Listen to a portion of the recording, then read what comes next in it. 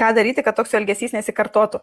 Čia yra ne jūsų jau reikalas, jūs tik tai galite stebėti, kiek tas jo elgesys kartojasi, kaip jis kartojasi ir kiek jūs turit kantrybės dar tokį elgesį pakeisti, jeigu jis kartojasi. Viskas tokiu atveju atsiremia į jūsų kantrybę, į jūsų antrinės naudas, kurias jūs gaunate su vyru. Nes, būna moteris nesiskiria, nes yra antros naudos. Taip jisai be ryšio, taip jisai kažkoks tai psichotikas, visiškai neurotikas ir geria ir narkotikus vartoja, bet aš ten gaunu pinigų, mes ten turim kažką tai bendro ir, žodžiu, vaikam reikia tėčio, to tokio nublūdusio atsiprašant ir dėl to aš esu su juo.